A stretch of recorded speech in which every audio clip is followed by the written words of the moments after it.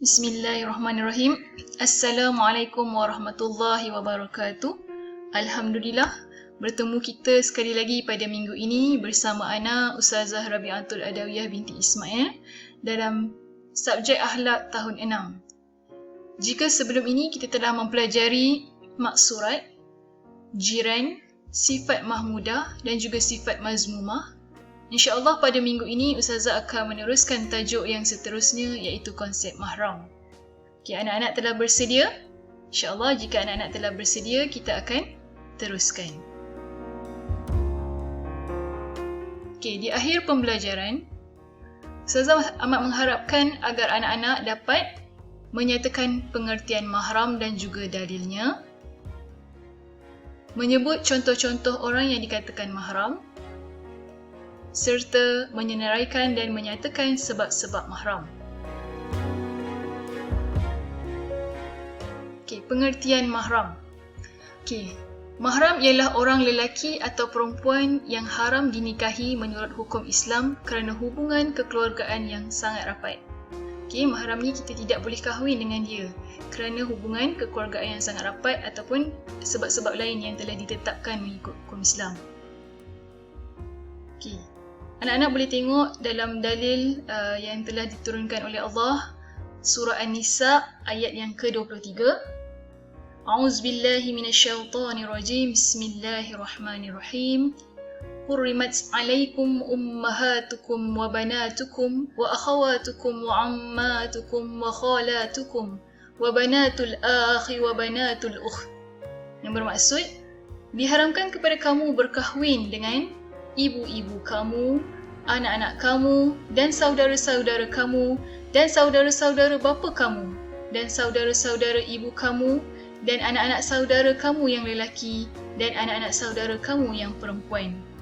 Jelas ya di sini anak-anak, Allah telah menerangkan dalam ayat ke-23 dalam surah An-Nisa, orang-orang yang kita diharamkan berkahwin. Okay? Ustazah akan terangkan dengan lebih lanjut selepas ini. Okey. Sebelum Ustazah meneruskan apa dia sebab-sebab yang menyebabkan seseorang itu haram berkahwin, cuba anak-anak lihat salah silah keluarga yang telah Ustazah sertakan pada hari ini. Ini ialah keluarga Haji Nasir dan juga Hajah Aminah. Haji Nasir dan Hajah Aminah telah berkahwin dan mereka dikurniakan dua orang anak. Mereka dikurniakan dua orang anak. Mereka dikurniakan dua orang anak, seorang lelaki iaitu Encik Amir dan juga seorang perempuan iaitu Puan Amirah.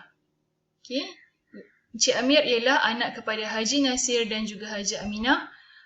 Puan Amirah ialah anak kepada Haji Nasir dan juga Hajah Aminah. Kemudian Encik Amir telah berkahwin dengan Puan Alia.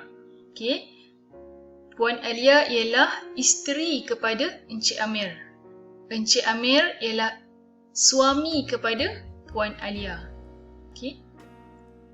Dalam kes ini, Puan Alia adalah menantu kepada Haji Nasir dan juga Hajah Aminah. Ustazah ulang semula. Puan Alia adalah menantu bagi Haji Nasir dan juga Hajah Aminah. Manakala Haji Nasir dan juga Hajah Aminah adalah mentua bagi Puan Alia. Haji Nasir dan juga Hajah Aminah adalah mentua bagi Puan Alia. Kita tengok yang seterusnya ialah Puan Amirah. Anak yang kedua bagi pasangan Haji Nasir dan juga Hajah Aminah. Puan Amirah ini telah berkahwin dengan Encik Ali. Puan Amirah telah kahwin dengan Encik Ali. Encik Ali merupakan Encik Ali merupakan menantu kepada Haji Nasir dan juga Hajah Aminah. Manakala Haji Nasir dan juga Hajah Aminah adalah mentua bagi Encik Ali. Encik Ali adalah suami kepada Puan Amirah. Puan Amirah adalah isteri kepada Encik Ali. Sekarang Haji Nasir dan Hajah Aminah ini mempunyai dua orang menantu. Siapa dia? Okey, menantu Haji Nasir dan Haji Aminah ni ialah Puan Alia dan juga Encik Ali. Okey. Okay, anak-anak dah jelas yang ini? Alright, yang seterusnya Ustazah nak terangkan apa hubungan antara Encik Amir, Puan Alia, Encik Ali dan Puan Amirah. Okey. Encik Amir ialah abang ipar kepada Encik Ali. Encik Amir adalah abang ipar kepada Encik Ali. Okey. Puan Alia dan juga Encik Ali merupakan biras. Puan Alia dan juga Encik Ali merupakan biras. Okey, mereka ni kedua-duanya adalah orang luar yang mendatang ke dalam family ni. Okey. Manakala Puan Alia ini adalah kakak ipar kepada Puan Amirah. Puan Alia ini adalah kakak ipar kepada Puan Amirah.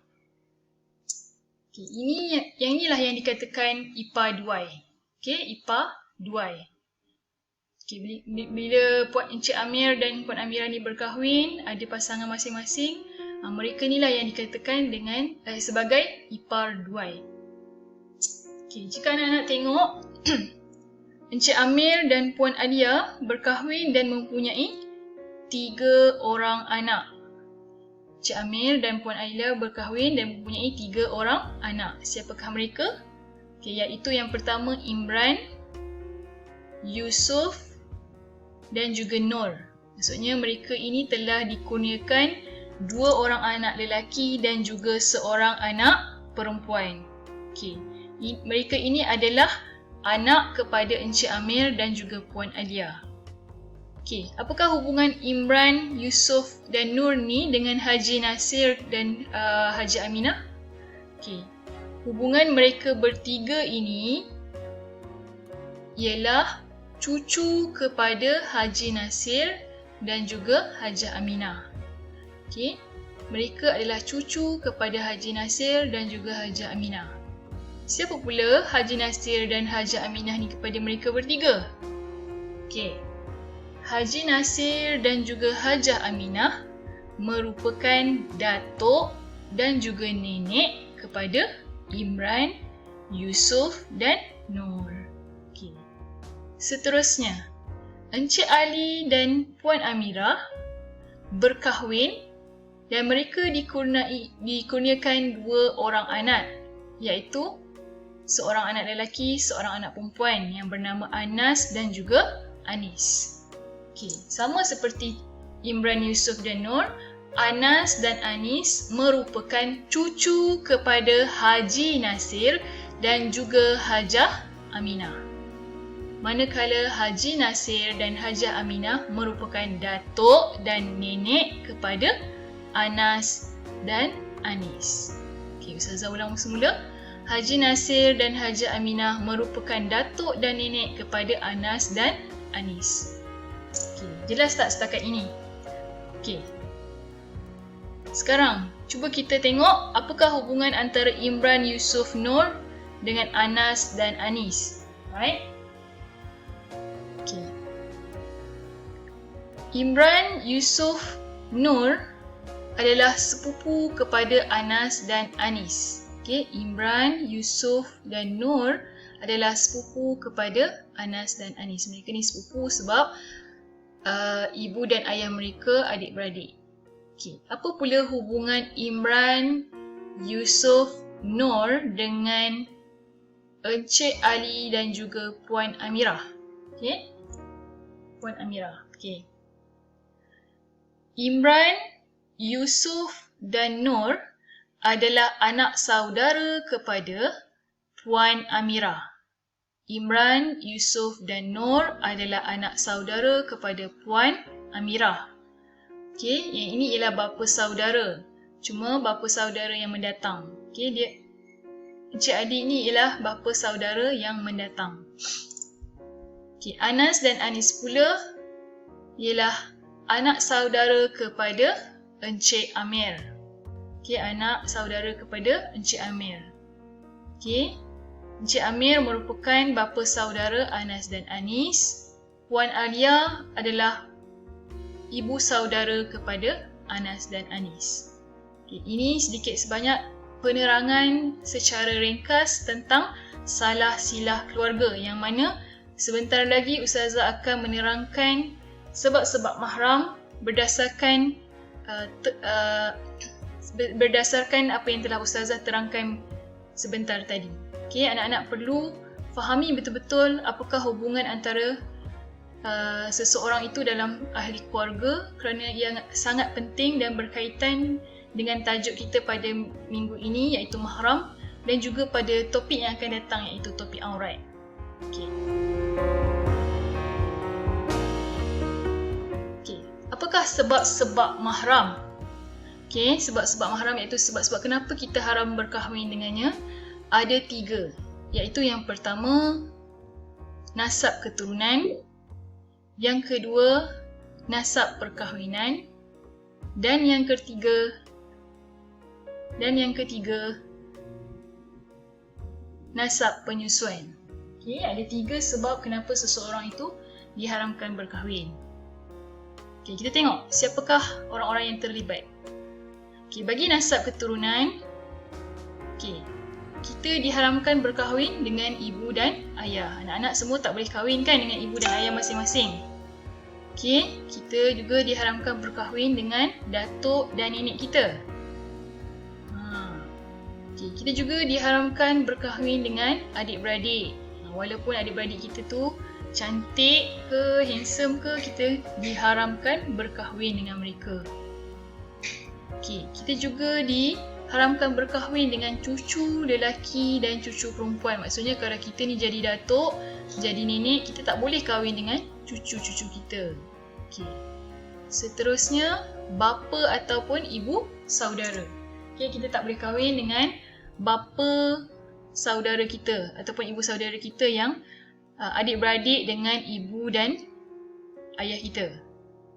Okay. Seterusnya, anak saudara. Okay. Tadi kan kita tak boleh kahwin dengan bapa saudara. So, kalau kita jadi bapa saudara, kita tak boleh kahwin dengan anak saudara kita. Dan yang terakhir, kalau kita tak boleh kahwin dengan ibu dan ayah kita, sudah tentulah kita juga tidak boleh kahwin dengan anak lelaki ataupun anak perempuan kita. Okay, ini ialah 7 orang yang terlibat dalam nasab keturunan. Okay, anak-anak kena ingat ya, mereka ini adalah mahram. Mahram bagi kita. Okay, seterusnya. Yang kedua ialah nasab perkahwinan. Okay, siapakah mereka yang terlibat dalam nasab perkahwinan ni? Okay, yang pertama tadi ipar-duai. Okay, kalau anak-anak ingat tadi, dalam carta ataupun salah silah keluarga tadi, ipar-duai ni diharamkan berkahwin. Tapi kalau salah seorang daripada mereka bercerai, contoh Encik Amir bercerai dan juga Puan Amira bercerai, okay, pasangan mereka ni boleh berkahwin. Okay, kalau misal kata kalau Puan Amira ni ada adik perempuan, so kalau suami dia telah bercerai dengan dia, suami dia boleh kahwin dengan adik dia. Okay?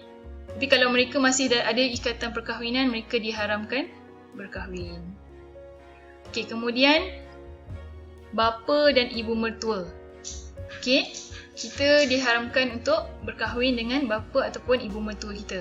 Seterusnya, anak tiri, suami ibu ataupun isteri ayah, dan juga menantu. Dan yang terakhir, nasab penyusuan. Okay, contohnya kalau diharamkan sekiranya menyusu sehingga 5 kali kenyang. Contohnya, ibu anak-anak ada menyusukan anak orang lain sebanyak 5 kali kenyang. Apa tanda kenyang? Bila anak tu tertidur ataupun gembira, tak menangis lagi, itu tanda baby kenyang. Kalau ibu anak-anak telah menyusukan anak orang lain sebanyak 5 kali kenyang, mereka telah dikira sebagai adik-beradik susuan anak-anak. Okay, Alhamdulillah ada 3 sebab kenapa seseorang itu diharamkan berkahwin. Okay. Dan yang terakhir, Ustazah ada bekalkan sedikit latihan. Anak-anak boleh menyiapkan latihan dalam buku aktiviti